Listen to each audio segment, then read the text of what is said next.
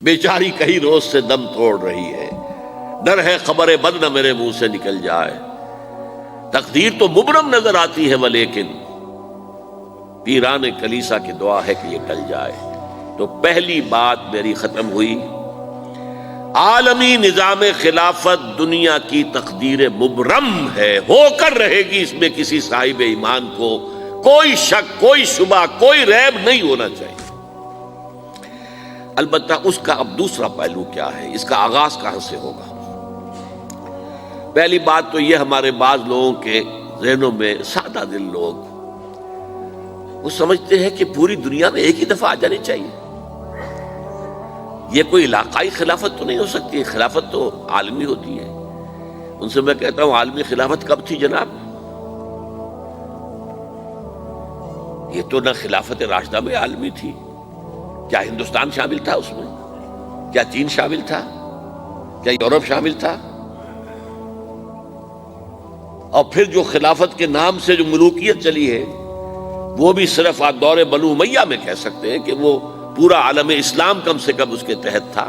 بعد میں خلافت عباس، بنو عباس میں، اور فاطمیین کی خلافت میں، اور آل عثمان جو ہیں آٹومان ٹرکس کی خلافت میں ٹکڑے تھے، حصے بکھرے تھے، کوئی مانتا تھا، کوئی نہیں مانتا تھا۔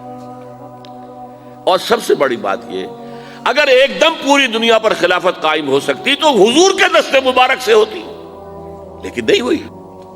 نتیجہ کیا نکلا؟ ایک ملک میں حضور نے قائم کر دی، جزیرہ نما عرب، یہاں خلافت قائم ہو گئی، حضور خلیفہ ہے۔ اس کے بعد آپ کے خلفائے راشدین نے پھر اس کو وسعت دی، شرقاً غرباً شمالاً۔ 3 کالمز نکلے ہیں فوجوں کے، صحابہ کرام کے، 3 کالمز، ایک ایسٹ ورڈ، ایک ویسٹ ورڈ، ایک نارتھ ورڈ۔ ایک عراق کو فتح کرتے ہوئے ایران میں پہنچ گیا، خراسان تک چلا گیا۔ ایک شام کو فتح کرتے ہوئے اور پھر سینائی پیننسولا سے ہو کر افریقہ میں داخل ہوا اور اٹلانٹک تک پہنچ گیا۔ تیسرا سیدھا شمال میں گیا، لیکن یہ زیادہ دور نہیں جا سکتا تھا، کوکیشین ماؤنٹینز آ گئے، کوہ قاف۔ اس زمانے میں تو یہ یوں سمجھیے کہ امپیسیبل تھا نا، کوہ قاف، لہذا وہاں آ کر رک گیا بابا۔ اب بھی یہ ہوگا، کسی ایک جگہ سے شروع ہوگا پھر پھیلے گا، اس کے سوا کوئی چارہ کار ہے ہی نہیں۔ اگر ہر جگہ پوری دنیا میں ایک ہی وقت میں ہو سکتا تو حضور کے دست مبارک سے ہوتا صلی اللہ علیہ وسلم۔ اب وہ نقطہ کون سا ہوگا، نقطہ آغاز کون سا ہوگا؟ اس میں پہلی بات تو میں نے کہا، جو شک کرے گا اس کا پھر ایمان مشکوک ہے۔ ہوگا، لازماً ہوگا، گلوبل ہوگا، پوری دنیا میں ہوگا۔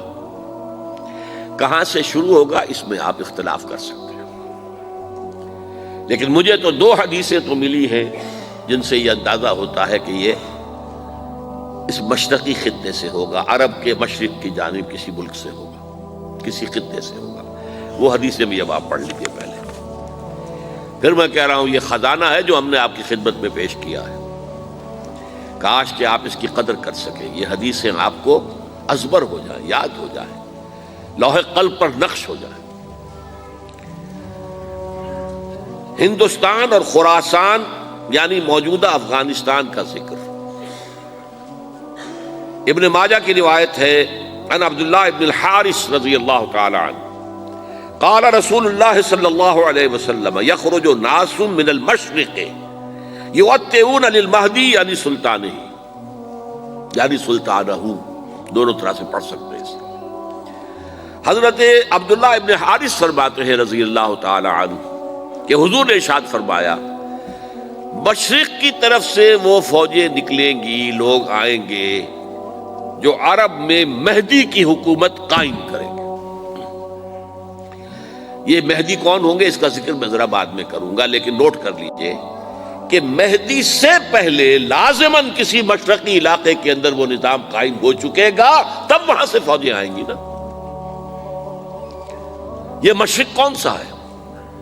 عرب کے مشرق میں آپ چلیے، ایران بھی آ جائے گا، افغانستان بھی ہے، پاکستان بھی ہے، اور اگر اسے اور توسیع دیں تو ہندوستان بھی ہے۔ یہ ہے عرب کا مشرق، اس سے فوجیں جائیں گی۔ اس کا کیا مطلب ہے کہ اس میں سے کسی جگہ پر نظام خلافت پہلے قائم ہو جائے گا، تاکہ وہاں سے فوجیں جائیں گی جو جزیرہ نما عرب میں حضرت مہدی کی حکومت کو قائم کریں گی۔ اب دوسری حدیث سنیے، یہ سنن ابن ماجہ کی حدیث تھی جو میں نے آپ کو سنائی، آپ نے پڑھی۔ دوسری، عن ابی ہریرہ رضی اللہ تعالی عنہ،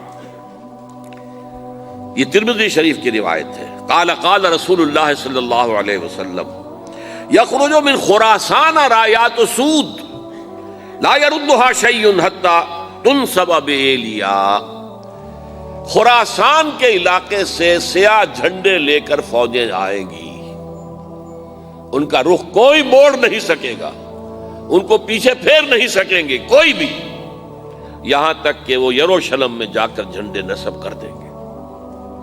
ایلیا حضور کے زمانے میں یروشلم کو کہتے تھے۔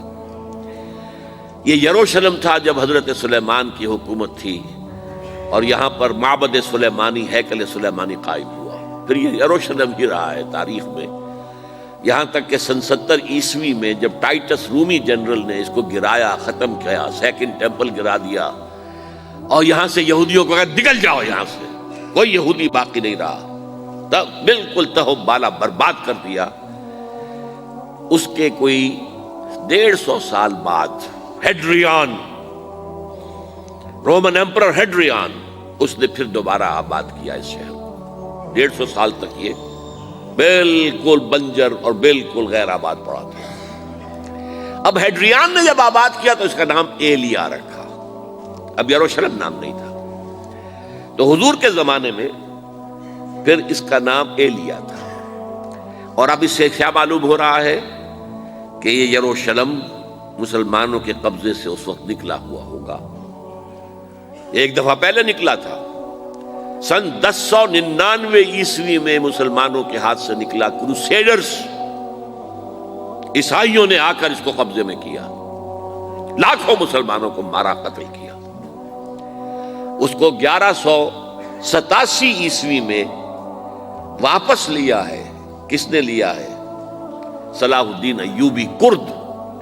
عرب کھوکھلے ہو چکے تھے، عربوں نے کھویا، واپس نہیں لے سکے، بہت حکومت کر چکے تھے، 400-500 برس کی حکومت کر کے، اور ان کے عیش اور ان کے آرام، اب ان میں جان نہیں تھی کہ وہ واپس لے سکے۔ واپس لینے والا گرم کرد خون تھا، صلاح الدین ایوبی۔